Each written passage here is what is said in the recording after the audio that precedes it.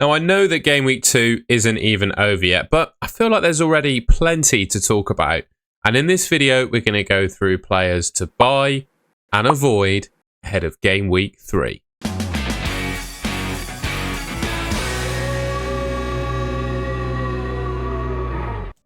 right, I'm going to start by having a quick counter through some clean sheet odds. Now, these are courtesy of Elevenify. If you want to see these odds for yourself, I'll leave a link to Elevenify in the description below.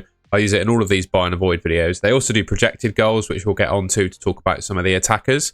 But in terms of teams that I'm somewhat interested in talking about, Chelsea, you know, a lot of us have picked some Chelsea defenders, right? Whether we've got Rob Sanchez in goal, who we can talk about in a second, or maybe Cucurella, someone like that. I must say, I am a little bit worried about Rob Sanchez, and that, I think, worry extends to the whole of the Chelsea defence. Now, I know he kept a clean sheet against Crystal Palace, but if anyone watched that game, he looked ropey. And if anyone watched the game against West Ham as well, he didn't have the best game in that one, in my opinion, either. He is like, I'm amazed. I've nothing against the guy personally, but I'm amazed with all the money that Chelsea spend on players that they have Rob Sanchez starting in goal for them. I picked him. He's in my team, so I can't exactly, claim to be a genius for picking him or whatever. And I should probably say something to myself about picking him. But I do worry about him. I think the Chelsea defence is pretty solid, but he could let them down. I've not been impressed, to be honest. Despite his clean sheet, I've not been impressed so far by what I've seen from Rob Sanchez. Another defence that obviously has really impressed me off the back of their win against Man City today, and obviously a 3-0 win against Burnley in Game Week 1, is the Spurs defence.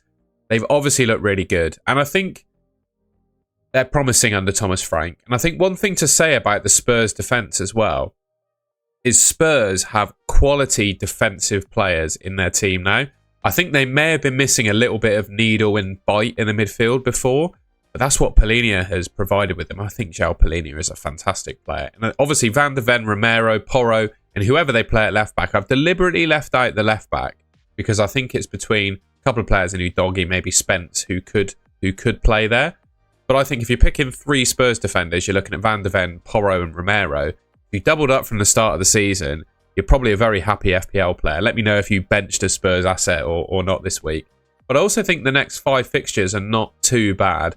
Bournemouth, yeah, they're decent going forwards, but I wouldn't rule out Spurs keeping a clean sheet based on how well they've played to start this season. West Ham, who are in absolute turmoil. Brighton, Wolves, and Leeds. It's a pretty good set of fixtures coming up, so I think that says a lot of promise for the Spurs defence, particularly these 3 players. If you don't know who they are, you probably do. Van de Ven, Porro, and Romero. I think you get what you pay for with each of them. Van de Ven is the cheapest, but probably offers the least sort of attacking threat. Romero is in the middle. He is a real threat from set pieces, is Romero, and he achieved DEFCON today, I believe. And Porro, I think, is the most attacking. With no Maddison in the team, he's going to take all the set pieces. And obviously at wing-back or full-back as he is, he's a super attacking player in his own right. So I think they're priced accordingly to the assets. Basically, if you don't have them already, pick who you can afford. I mentioned West Ham earlier, didn't I? And I would be really worried as a West Ham defence owner. I know quite a lot of people watching this video probably have one of Wan-Bissaka and Diouf. And yeah, I mean, I don't know about you, but based on what I've seen from West Ham so far, it pains me to want to use a transfer to sell a 4.5 million defender. But you tell me, do you think West Ham are going to turn it around? I think they're way off it at the moment, and they really need some bodies in the transfer window, because I just don't think they have, the defensive personnel to do well in the Premier League this season. So maybe it's a case of waiting until the transfer window closes, potentially, to see who they sign. But if I had Wan-Bissaka and Diouf, and I was potentially looking at bringing in, a Spurs defender, i.e. Van de Ven, before he goes up in price with those fixtures coming up, might be a transfer I consider. I just want to say, all of the stats and data you'll see next to the players comes from Fantasy Football Hub. If you want to sign up to Fantasy Football Hub, you can use the link in my description to get yourself 50% off. And if you don't win your mini league this season, Fantasy Football Hub will give you your money back. Obviously, terms and conditions apply, but that's the offer that they're running. So sign up using the link in the description below.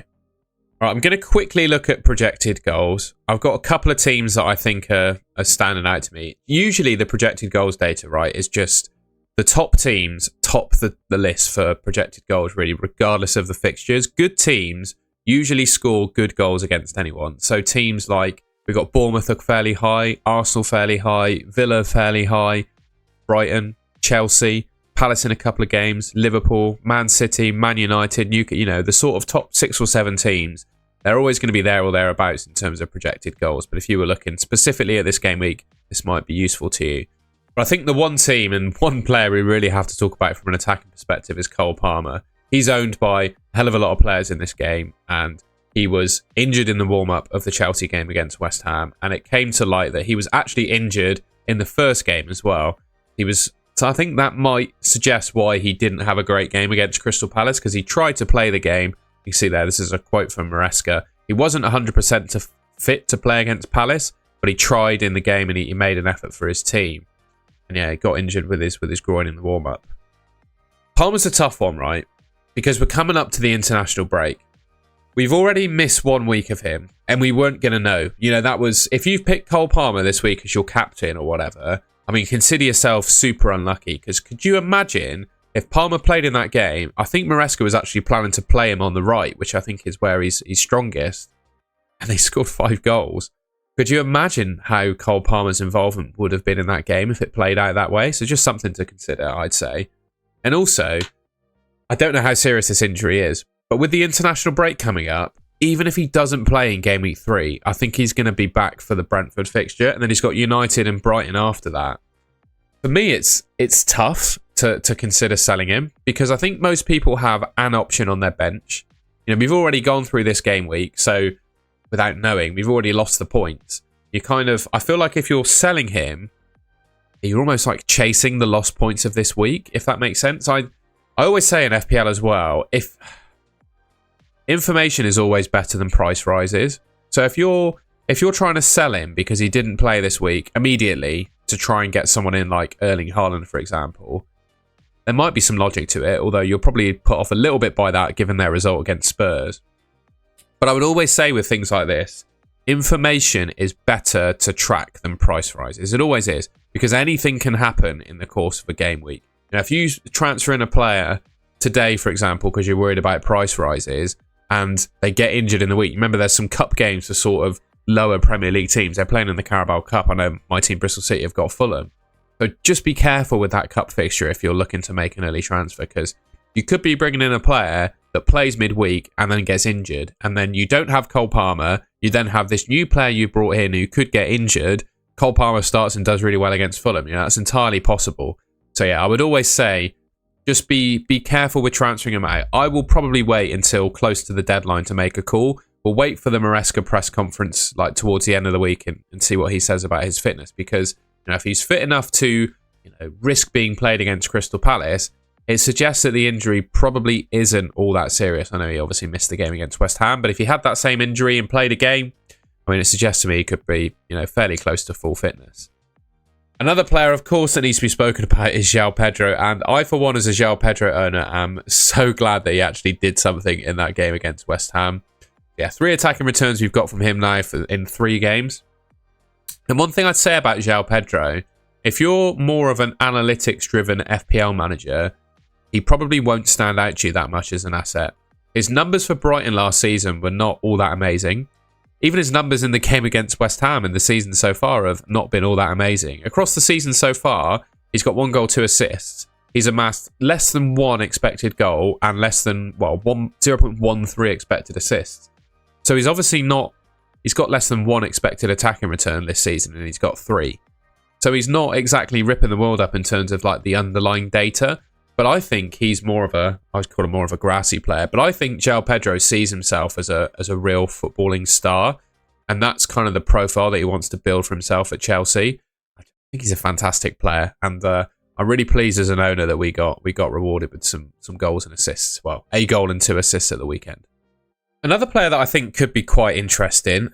It's hard though, isn't it? Because you just know Solanke's waiting in the wings and will at some point probably take the first choice number 9 spot. But in the week, Thomas Frank was quoted saying that Richarlison has done a good job so far, which has meant that he's his number 1 centre forward. And he got an assist against Man City. I thought played fairly well against Man City as well.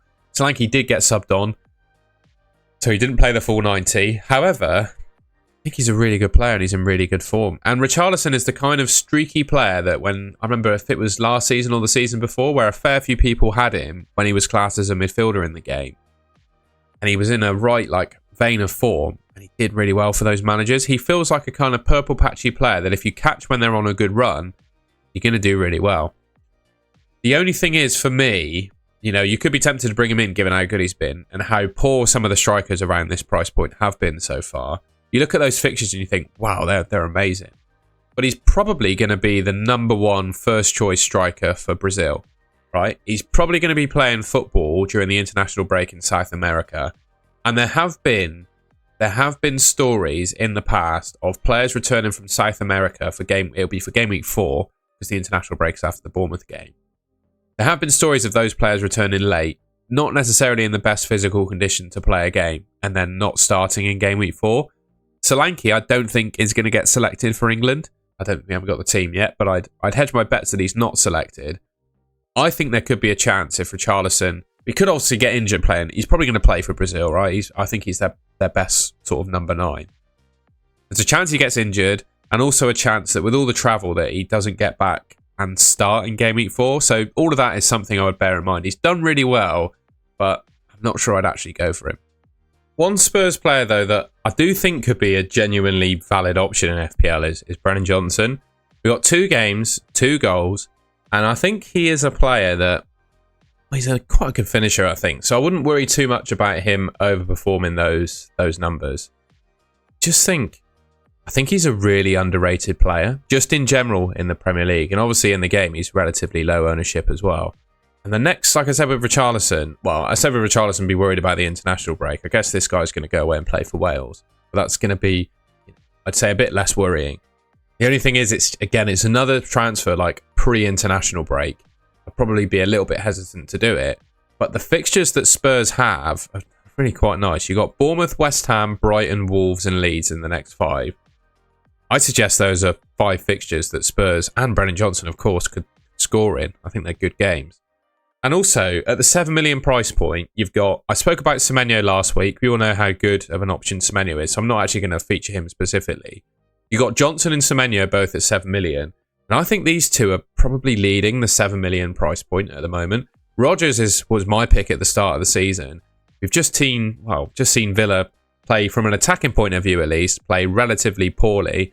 I think they grew into the game against Brentford towards the end. But with Brennan Johnson... certainly doing more than Rodgers is anyway, and he could be a nice alternative to Semenyo. The thing is with Semenyo going up to 7.1 million as he has done, I guess there's obviously a chance that Brennan Johnson could rise. It means that if you spent all your money, you can't just do a straight swap from Rodgers to Semenyo, but you can from Rodgers to Brennan Johnson. I just wanted to look at his stats last season as well, because I don't think it's a sort of fluke that he's playing at this level. 33 appearances, didn't start all of those games last season, I don't believe either. He got 17 attacking returns. So he got an attacking return in 50% of the games that he played in the Premier League last season. And obviously, he didn't feature in all 38 games. And I think with the injuries that Spurs have across their front line, I guess they're going to be looking to bring someone in with their failed attempt to get Eze. I'm not going to gloat, I'm not an Arsenal fan, so I don't need to. But you know what I mean. I think his place in the team is fairly solid. Obviously, they've got Champions League football coming up at some point. I think Brennan Johnson could be a really solid player. And if you've had enough of Morgan Rodgers already... like I said, you might not be able to you probably can't straight swap him to Semenyo because Semenyo's gone up to 7.1. Yeah, I really would consider Brennan Johnson as an option. One player I think could be really quite interesting is Rodri. Again, I'm not sure I would pick him. However, you can see Game Weeks 1 to 5 as his fixtures here, but I've got the 23-24 stats because this was the last season that he played. He's got Brighton up next before the international break. Then he plays Man United. I think Pep was suggesting before the season started, with his setback from his return, he was due to be like fully fit after the international break, but he was on the bench. I'm just going to check to see if he got any minutes versus Spurs a second. Did he come on? Yeah, he came on. He played 15 minutes against Spurs. Given that he's returned from ACL and Man City have a relatively deep squad, I'd be hesitant to say that he's going to start against Brighton, although obviously they might want to do something given how they played against Spurs, so he could do. But I think the Man United and Arsenal games are ones he could start in. Now, there's not the best couple of fixtures to return to, but I think this guy could be really good in FPL. So in the 23-24 season, the last full season he played in the Premier League, I spoke about this on my last video, but I wanted to ram it home how good of an option I think he could be. He got 8 goals and 10 assists, albeit that was in a different Man City team with a different sort of, not different style of play, but a different setup. So he might not quite have as much attacking responsibility now as he did back then. But those were the numbers he put up last season in that team. 18 attacking returns. And then, because of the nature of player that he is, he's obviously going to do well for DEFCON. Now, this is from FPL Tom Hadley. I will leave a link in the description to his X account. It's a really fantastic source of FPL data and stats. So we got the 23-24 stats here. So he got 11.1 DEFCONs per game, and he hit the 12 plus defensive contributions to get the DEFCON points. He hit that 47% of the time. And during the season, he got 22 games where he scored more than 4 points. And he played, let's just go back. So 22 out of the 34 games he played in the Prem last season, he got more than 4 points, which is 65% of all games. Well, I think that's 65% of 38. But anyway, and when he was playing, he averaged 5.8 points per game in FPL. Now you think of that. That is basically a striker scoring a goal every game. And that's the number of points that Rodri scored. So I don't think he's a buy for game week 3. I'm just not 100% sure he's going to start against Brighton. But I'd be really interested in him as an option against Man United and Arsenal. Even if he doesn't have to get attacking returns to be a good option. But who's to rule him out? You know, in a tight, cagey game against Man United at the Etihad, and the same against Arsenal, he's really good at shooting from outside the box, right? What's to say he couldn't do that in those games? I really like Rodri as an option, and I think he could become really interesting. All right, well, that's the end of the video. I hope you enjoyed it and found it useful. One player I haven't spoken about is Ollie Watkins. So I'm going to put a comment in the comment section about Ollie Watkins. And if you're a Watkins owner, tell me if you're going to keep hold of him or thinking of getting rid of him, because he's not really done much in those 2 games, has he? Other than that, though, if you really enjoyed the video, if you enjoyed the video, leave a like rating, subscribe if you haven't already to the Goal to Goal channel. Plenty more FPL content coming your way ahead of Game Week 3 and, of course, for the rest of the season. And yeah, that just leaves me to say thank you very much for watching, and I'll catch you in the next one.